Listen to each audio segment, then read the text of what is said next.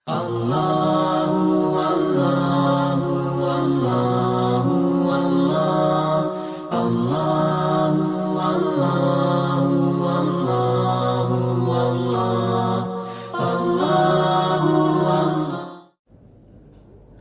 اللہ الرحمن الرحیم الحمدللہ رب العالمین والصلاة والسلام علی سید الانبیاء والمرسلین وعلی آلہ واصحابہ اجمعین اما بعد قال النبی صلی اللہ تعالی علیہ وسلم ورض بما قسم اللہ لک تکن اغنى الناس او کما قال علیہ الصلاۃ والسلام۔ یہ جو ابھی میں نے حدیث کے الفاظ آپ کے سامنے پڑھے ہیں، یہ اصل میں ایک طویل حدیث کا ایک ٹکڑا ہے جس میں نبی کریم صلی اللہ علیہ وسلم نے مختلف نصیحتیں فرمائیں۔ اس کا ایک ٹکڑا ہے کہ ورضی بما قسم اللہ لک تکن اغنى الناس، کہ اللہ تعالیٰ نے تمہارے لیے جو تقسیم کر دیا ہے اس پر راضی ہو جاؤ، تکن اغنى الناس، تو تم لوگوں میں سب سے زیادہ غنی ہو جاؤ، سب سے زیادہ بے پرواہ ہو جاؤ۔ معروف صاحب محترم شیخ الاسلام حضرت مولانا مفتی محمد تقی عثمانی صاحب دامت برکاتہم نے اپنی کتاب کے اندر لکھا ہے کہ اللہ تعالیٰ نے اس کائنات کے اندر 3 عالم پیدا فرمائے ہیں۔ ایک عالم ہے جنت کا، کہ جس میں خوشی ہی خوشی، راحت ہی راحت، سکون ہی سکون ہوگا، وہاں کسی غم کسی تکلیف کا گزر بھی نہیں ہوگا۔ اور ایک عالم ہے دوزخ، جہنم، کہ جس میں تکلیف ہی تکلیف، صدمہ ہی صدمہ، پریشانی ہی پریشانی، غم ہی غم، ہر طرف وہاں پہ سکون راحت کا نام و نشان نہیں ہوگا۔ یہ 2 عالم الگ الگ ہیں، یہ اپنی ایکسٹریم پر ہیں یہ دونوں عالم۔ ایک عالم درمیان میں ہے جس کو عالم دنیا کہا گیا ہے، اور اس میں انسان کو بھیجا گیا ہے کہ اس میں انسان جب آئے گا تو اس کو تکلیف بھی ہوگی، اس کو خوشیاں بھی ملیں گی، اس کو غم بھی ہوں گے، اس کو سکون بھی ملے گا۔ تو انسان کے ساتھ اس دنیا کے اندر سکون، غم، راحت، تکلیف، یہ سب ساتھ ساتھ چلتا رہے، اور اس پر راضی رہنے کو اللہ تعالیٰ نے نبی کریم صلی اللہ علیہ وسلم نے فرمایا کہ اس پر راضی ہو جاؤ، اور یہ سمجھ لو کہ یہ جو مجھ پر تکلیف آ رہی ہے یہ بھی وقتی ہے، اللہ تعالیٰ کا فیصلہ ہے۔ یہ جو مجھے سکون اور راحت اور خوشی مل رہی ہے یہ بھی وقتی ہے، یہ بھی اللہ تعالیٰ کا فیصلہ ہے۔ اس حالت میں بھی اللہ رب العزت سے راضی رہنا، اور اس حالت میں بھی اللہ رب العزت سے راضی رہنا، یہ ہے ایمان کامل کی علامت۔ ہم بچپن میں وہ یاد کرتے تھے نا، صفت ایمان مفصل، آمنت باللہ وملائکتہ وکتبہ ورسلہ والیوم الآخر والقدر خیرہ وشرہ من اللہ تعالی۔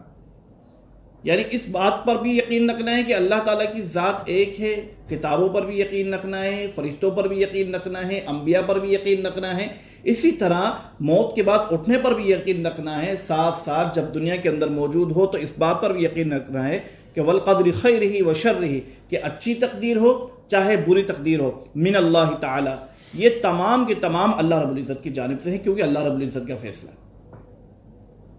جب دیکھیں اللہ رب العزت کسی انسان کو کسی تکلیف میں دے کر خوش نہیں ہوتے، نہ اللہ رب العزت کسی انسان کو جب کسی راحت میں دیکھتے ہیں تو اللہ رب العزت کی بڑائی بڑھ جاتی ہے، ایسا کچھ نہیں ہوتا۔ یہ اللہ رب العزت کے فیصلے، جس طرح ایک باپ ہوتا ہے گھر کے اندر، اس کی مختلف اولادیں ہوتی ہیں، اب وہ کوئی اولاد اس کے زیادہ قریب ہوتی ہے، کوئی اولاد اس سے کچھ دور ہوتی، یا اگر تمام اولاد ایکول ہوں اس کے نزدیک، لیکن وہ نوازنا چاہے گا تو صرف ایک اولاد کو نوازے، یا اس کو نوازے یا اس کو نوازے۔ جب وہ اس کو نوازتا ہے تو اس کا مطلب یہ نہیں کہ وہ اس سے ناراض ہے۔ ایک اولاد کو جب نواز رہا ہے، کوئی باپ اپنی ایک اولاد کو نواز رہا ہے، اپنے ایک بیٹے کو نواز رہے ہیں، تو اس کا مطلب یہ نہیں کہ وہ اپنے دوسرے بیٹے سے ناراض ہے، نہیں، بلکہ کرنا ہی اس طرح ہے، گھر کا نظام اس طرح چلے گا۔ اگر ایک بیٹے کو گھر کا سارا سربراہ بنا دیا، کاروبار سارا اس کو دے دیا، اس کا مطلب یہ نہیں کہ وہ دوسرے بیٹے سے ناراض ہے، لیکن وجہ یہ ہے کہ وہ اس کو کام سنبھالنا آتا ہے۔ یہ اللہ رب العزت کے فیصلے اپنے بندوں کے ساتھ اسی طرح ہے کہ اللہ رب العزت کا ایک فیصلہ اپنے ایک بندے کے لیے کچھ ہوگا، دوسرے بندے کے لیے اللہ رب العزت کا فیصلہ کچھ اور ہوگا۔ یہ اللہ رب العزت کی ناراضگی کی علامت نہیں ہے، بس انسان کا کام یہ ہے کہ وہ اللہ رب العزت کے ہر فیصلے پر راضی رہے۔ حضرت ذوالنون مصری رحمۃ اللہ علیہ، جو بہت بڑے بزرگ گزرے ہیں، ان سے کسی نے پوچھا کہ آپ کی کیسی گزر رہی ہے، تو انہوں نے کہا کہ ایسے بندے سے تم کیا سوال پوچھتے ہو کہ جس کی زندگی اس کی مرضی کے مطابق گزر رہی ہے، دنیا میں ہر کام اس کی مرضی کے مطابق ہو رہے ہیں۔ اب سوال کرنے والے نے بھی سوال کرنے کے بعد جب یہ جواب سنا تو وہ حیرت پہ مبتلا ہو گیا کہ کون سا ایسا شخص ہے کہ دنیا کے جتنے بھی کام ہو رہے ہیں سب اس کی رضا کے مطابق ہو رہے ہیں، سب اس کی مرضی کے مطابق ہو رہے ہیں۔ اس طرح تو کوئی انبیاء بھی نہیں گزرے کہ انبیاء کے اوپر بھی سب سے زیادہ تکلیف اور سب سے زیادہ پریشانی، حدیث میں آتا ہے کہ اشد الناس بلاء الانبیاء ثم الامثل فالامثل، کہ دنیا میں سب سے زیادہ تکلیف، سب سے زیادہ پریشانی انبیاء کرام علیہ الصلوۃ والسلام کے اوپر آئیں، پھر ان سے جو قریب لوگ ہوتے ہیں، پھر اور جو قریب لوگ ہوتے ہیں ان کے اوپر پریشانیاں آتی ہیں۔ نبی کریم صلی اللہ علیہ وسلم کا زمانہ دیکھ لیجئے کہ آپ صلی اللہ علیہ وسلم کیا افضل الانبیاء نہیں ہیں؟ کیا افضل البشر آپ صلی اللہ علیہ وسلم نہیں ہے؟ کیا اللہ رب العزت کے بعد سب سے بڑا اور سب سے اعلیٰ درجہ نبی کریم صلی اللہ علیہ وسلم کا نہیں ہے؟ یقیناً ہے، لیکن نبی کریم صلی اللہ علیہ وسلم کے اوپر جتنی پریشانیاں، جتنی تکلیف نبی کریم صلی اللہ علیہ وسلم کو دی گئیں، جو پریشانیاں، جو مصائب آپ صلی اللہ علیہ وسلم کے اوپر آئے، کیا وہ ہم میں سے کسی پر آئے؟ کیا ہم برداشت کر سکیں گے؟ کیا اپنے گھر سے نکالا جانا یہ کم تکلیف نہیں ہے؟ کہ بیوی کی وفات اور ایک محبوب چچا کی وفات اور حمزہ رضی اللہ تعالیٰ عنہ کی وفات، یہ جو مختلف واقعات نبی کریم صلی اللہ علیہ وسلم کی زندگی میں آ رہے ہیں، اولاد کی وفات، ہاتھوں کے اندر اولاد کا چلے جانا، کیا اس سے بڑی کوئی تکلیف ہم سمجھتے ہیں کوئی ہو سکتی ہے؟ لیکن اس پر بھی آپ صلی اللہ علیہ وسلم کی آنکھوں سے صرف آنسو جا رہے ہیں، دل میں غم ہے، لیکن زبان پر اللہ رب العزت سے کوئی شکوہ نہیں ہے۔ تو اشد الناس بلاء الانبیاء ثم الامثل فالامثل، تو وہ آدمی بھی حیران ہونے لگا کہ حضرت ذو النون مصری رحمۃ اللہ علیہ کیسی بات فرما رہے ہیں کہ انبیاء کرام علیہ الصلوۃ والسلام دنیا کے اندر کام تو ان کی مرضی کے مطابق بھی نہیں ہو رہا تھا، تو حضرت ذو النون مصری رحمۃ اللہ علیہ کس طرح راضی ہے؟ تو انہوں نے جواب دیا کہ جب میں نے اپنے ہر فیصلے کو، جب میں نے اپنے ہر کام کو، جب میں نے اپنی ہر خواہش کو اللہ رب العزت کی خواہش کے تابع کر دیا، تو اس کا مطلب یہ ہے کہ جو اللہ رب العزت چاہ رہے ہیں اسی میں میری چاہت۔ اللہ نے مجھے تکلیف دی ہے، اللہ رب العزت چاہ رہے تھے، لہذا میں بھی یہ چاہ رہا ہوں کہ مجھے یہ تکلیف پہنچے۔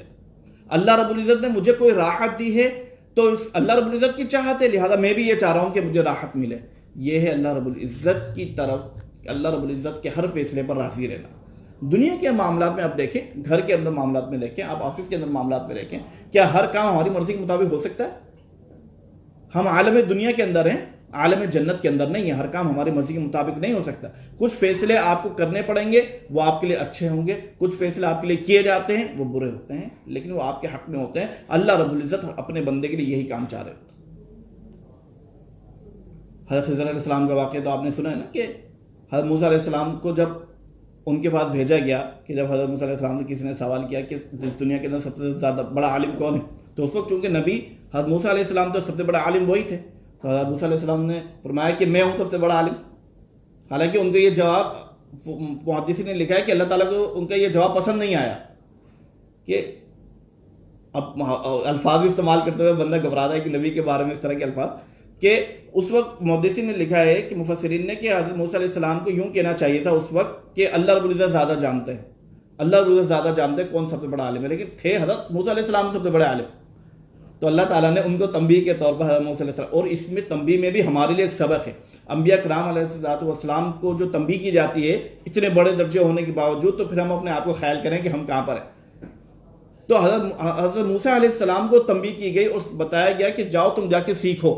ابھی بھی تمہارے سیکھنے کا مرحلہ باقی ہے۔ حضرت خضر علیہ السلام کے بعد بھیجے جا رہے ہیں، اب ان کے پاس جو واقعات پیش آ رہے ہیں یہ اللہ رب العزت کی تقدیر کے مطابق ہے کہ اللہ رب کسی کی جس نے کشتی میں سوار کیا ہو اس کی تختہ نکال دینا، ایک بچے کو کھیلتے ہوئے دیکھا اس کو قتل کر دینا، ایک گاؤں والوں نے، قبیلے والوں نے ان کی مہمان نوازی نہیں کی لیکن پھر بھی ان کی جو گرتی ہوئی دیوار تھی اس کو سیدھا کر دینا، یہ تمام کے تمام معاملات ہیں، یہ عقل میں نہیں آنے والے، یہ عقل میں آنے والے نہیں ہیں۔ لیکن حضرت موسیٰ علیہ السلام چونکہ تشریعی نبی تھے، ان کے دماغ میں یہ سوال آنے تھے کہ یہ کیوں ہو رہا ہے، اور انہوں نے وہ سوال کیے۔ اللہ تعالیٰ کی ان تمام معاملات کے اندر بھی کوئی نہ کوئی حکمت پوشیدہ تھی کہ یہ جس لڑکے کو قتل کیا اگر یہ بڑا ہوتا تو اپنے والدین کا نافرمان ہوتا، لہذا اس بچے کو قتل کیا گیا اور اس کی جگہ دوسرا بچہ اللہ رب العزت نے ان کو دیا اور وہ اللہ رب العزت کے فرما بردار بنا۔ اب دماغ میں یہ بھی سوال آ سکتا ہے کہ وہ اس بچے کو پیدا کرنے کی ضرورت ہی کیا تھی کہ جس کو قتل کیا گیا۔ اب یہ جو سوال ہمارے دماغ میں اٹھ رہا ہے، یہ جو سوال ہماری عقل کے اندر آ رہا ہے، اب مقام ہے رضا بالقضاء کا۔ یہ ہے مقام رضا بالقضاء کا کہ میرے دماغ میں یہ بات نہیں آ رہی، میری عقل کے اندر یہ بات نہیں آ رہی۔ وجہ کیا ہے؟ کیونکہ اللہ رب العزت کا فیصلہ ہے، اس کام میں بھی اللہ رب العزت کی کوئی نہ کوئی حکمت تھی، اس کام میں بھی اللہ رب العزت کا کوئی نہ کوئی مقصد تھا، کوئی نہ کوئی جو اچھی بات پوشیدہ تھی، لہذا اللہ رب العزت نے یہ فیصلہ کیا تو یقیناً اللہ رب العزت کے فیصلے میں کوئی نہ کوئی حکمت ہوگی. لہذا میں اللہ رب العزت کی اس فیصلے پر بھی راضی ہوں، میں اللہ رب العزت کے اس فیصلے پر بھی راضی ہوں. اللہ تعالیٰ نے کسی کو قتل کرنے کا حکم دیا، اس پر بھی راضی ہوں، کسی کی جان بچانے کا حکم دیا، اس پر بھی راضی ہوں. اب زلزلہ آیا، قریبی زلزلہ آیا، ہمارے بعض علاقوں کے اندر اموات ہوئی، لوگوں کی شہادت ہوئی، کچھ لوگ زخمی ہوئے، کچھ لوگ بے گھر ہوئے. تو اب یہ زلزلے کے اندر اللہ رب العزت کی حکمتیں تلاش کرنا. اب یہ زلزلہ کیا ہمارے عذاب، ہمارے گناہوں کی وجہ سے تھا؟ یہ ہم میں سے کسی کو نہیں معلوم. ہو سکتا ہے ہمارے گناہوں کی وجہ سے ہو، اور ہو سکتا ہے کہ کسی کے درجات کو بلند کرنے کے لیے اللہ رب العزت نے یہ تکلیف اور یہ پریشانی اس کو دی، کسی کے درجات بلند کرنے کے لیے، اور کسی کو تنبیہ کرنے کے لیے کہ دیکھو تم اب زندہ بچ گئے ہو،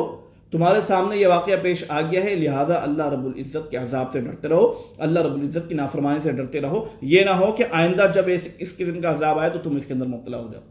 تو کسی کے لیے گناہوں کا سبب سے زلزلہ آیا، کسی کے لیے درجات کی بلندی کا سبب بنا یہ زلزلہ، اور کسی کے لیے تنبیہ کا ذریعہ بنا کہ وہ اپنی زندگی اب گزار لے. تو ایک زلزلہ ہے، اور ہمارا دماغ یہی سوچتا ہے کہ لوگ شہید ہو گئے، اتنا نقصان ہو گیا، اتنا نقصان ہو گیا. لیکن اللہ رب العزت کی جو اس کے اندر حکمتیں پوشیدہ ہیں، کچھ لوگوں کے لیے کچھ حکمت ہے، کچھ لوگوں کے لیے کچھ حکمت ہے، وہ ہمارے دماغ میں نہیں آتی، کیونکہ ہم انسان، ہم نے اللہ رب العزت کے فیصلے پر راضی ہونا سیکھا ہی نہیں. اللہ رب العزت کے فیصلے پر راضی رہیں گے، اللہ رب العزت ہماری زندگی آسان کر دے گا، ہماری زندگی خود بخود آسان ہو جائے گی. آفیسز کے معاملات ہوں، گھریلو معاملات ہوں، چاہے شادی کے بعد ازدواجی معاملات ہوں، اولاد کا ہونا نہ ہونا، شادی کامیاب ہونا نہ ہونا، اور والدین سے مزاج کا ملنا نہ ملنا، اپنے کولیگ کے ساتھ، اپنے باس کے ساتھ، اپنے ساتھ بیٹھنے والے لوگوں کے ساتھ مزاج کا ملنا نہ ملنا، یہ سب کا سب کچھ ہماری خوشیوں کا باعث بنتا ہے، کچھ ہماری تکلیف کا باعث بنتا ہے. اس کو برداشت کرنا اور اللہ رب العزت کے فیصلے پر راضی رہنا، یہ ہے تقدیر، یہ ہے تقدیر، تقدیر کے اوپر راضی رہنا. ہاں دوسرا معاملہ ہے تدبیر کا. تدبیر کیا ہے؟ کہ انسان اپنی کوشش کرے. تقدیر کے اندر باندھنے کا مطلب یہ نہیں ہے کہ انسان کے ہاتھ اللہ رب العزت نے باندھ دیے ہیں کہ اب تم دنیا کے اندر، ہم نے تمہیں اب چھوڑ دیا ہے، لہذا تمہارے ہاتھ بندھے ہوئے ہیں، اب تم کچھ نہیں کر سکتے. یہ اللہ رب العزت کا معاملہ نہیں ہے. آگے ایک اللہ رب العزت تدبیر بھی دی ہے کہ ہم تدبیر بھی اختیار کریں. اگر میں سمجھتا ہوں کہ فلاں کام کرنے میں مجھے فائدہ ہوگا تو میں تمام جائز اسباب اختیار کرتے ہوئے اس کام کو کروں، اور فیصلہ اللہ رب العزت کی ذات پر چھوڑ دو، جس کو توکل کو بھی کہا گیا ہے. یہی توکل ہے کہ تدبیر بھی کروں، تمام اسباب بھی اختیار کروں، اور یہ یقین رکھوں کہ جو نتیجہ اللہ رب العزت نے میرے لیے رکھا ہوا ہے وہی ہونا ہے. لیکن میں اپنی سی کوشش کر رہا ہوں. اللہ رب العزت اس بات کو پسند نہیں کرتے کہ انسان بیٹھا رہ جائے اور وہ کوئی تقدیر کے بھروسے پر کوئی عمل کرنا ہی چھوڑ دے، کہ کوئی نماز نہ پڑھے اور یہ کہے کہ میری تو تقدیر میں یہ نماز نہ پڑھنا لکھا ہوا تھا. ایک شخص چاہتا ہے کہ میرے عہدے میں جو ہے نا بڑھوتری ہو، اور وہ یہ لکھے کہ اگر میرے نصیب میں اگر ہوگی تو مل جائے گی، اگر نصیب میں نہیں ہوگی تو نہیں ملے گی، اور وہ محنت کرنا ہی چھوڑ دے. تو کوئی نہ کمانا اس طرح چھوڑے، نہ کوئی محنت کرنا اس طرح چھوڑے، اور نہ کوئی دین کا کوئی حکم اس طرح چھوڑے. اپنی تدبیر، اپنی کوشش کرتا رہے، اور فیصلہ اللہ رب العزت کی ذات پر چھوڑ دے. جو کام ہوگا میرے اللہ کی مرضی کے مطابق ہوگا. اگر اس کام میں میرے لیے، اور اپنے آپ کو اس طرح خوش کرے کہ اگر یہ کام میرے لیے نہیں ہوا نا، اس کا مطلب یہ کہ اللہ رب العزت نہیں چاہ رہے تھے کہ میرے لیے ہو. اور اللہ رب العزت اپنے بندے سے سب سے زیادہ محبت کرنے والے ہیں، تو اللہ رب العزت اپنے بندے کے لیے کبھی بری چیز نہیں چاہیں گے. ہم